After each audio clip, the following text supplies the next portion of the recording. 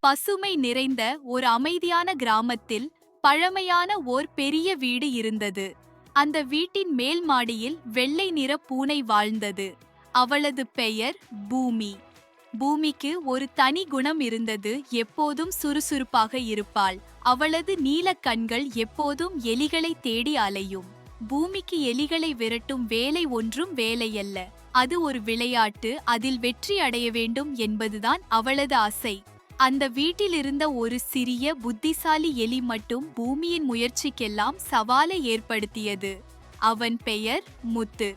முத்துவுக்கு ஓடிப்போகும் திறமையும் யோசிக்கும் புத்தியும் உண்டு. அவன் எப்போதும் பூமியின் கண்ணை கட்டிவிட்டு தப்பித்து விடுவான்.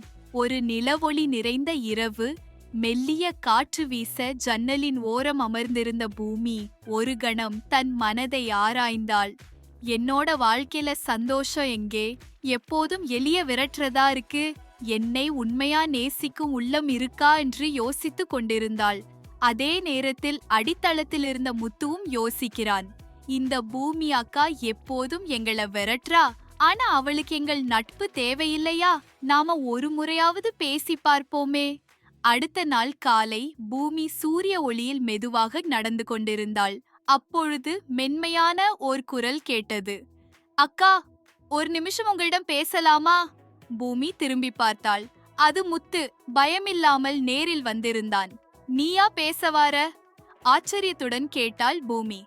ஆம், நாம எதிரியாக இருக்காம நண்பர்களாக இருக்க முடியாதா? நண்பர்களாக நாம்?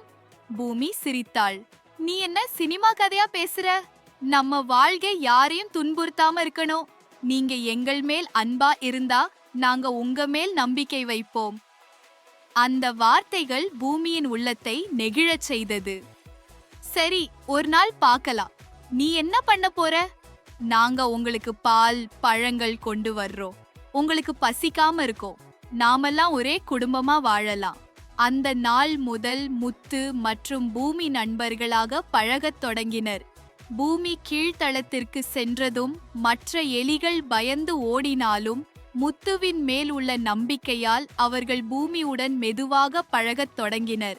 முத்து பூமிக்கு பால் பானையை தூக்கி தருவான். பூமி அவர்களுக்கு நிழலில் உறங்க இடம் அமைத்து தருவாள். ஒரு நாள் வீட்டுக்கு புதிய நாய்க்குட்டி வந்தது. அதன் பெயர் சின்னா.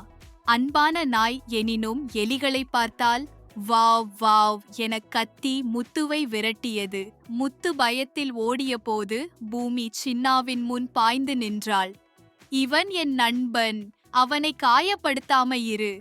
சின்னா திகைத்து போனது. பூமியின் விழிகளில் இருந்த கோவத்தையும் அன்பையும் பார்த்ததும் அது மெதுவாக விலகியது. அந்த நாள் பூமி உண்மையிலேயே எலிகளின் பாதுகாவலனாக மாறினாள்.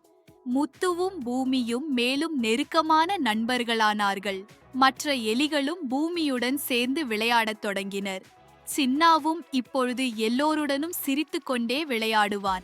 வீட்டில் இனிமேல் சத்தம், சண்டை இல்ல. ஆட்டம், பாட்டம், கொண்டாட்டம், சிரிப்பு மட்டுமே இருந்தது. கதையின் அர்த்தம், நம்மை வேறுபடுத்தும் விஷயங்களை விட நம்மை இணைக்கும் உணர்வுகளே வலிமையானவை. நட்பு என்பது எல்லாவிதமான வேறுபாடுகளுக்கும் மேலாக செல்லக்கூடிய ஒரு பாலம். பூனைக்கும் எலிக்கும் நட்பு மலர்ந்தது என்றால் நாம் யாருடன் வேண்டுமானாலும் நட்பை உருவாக்க முடியாதா?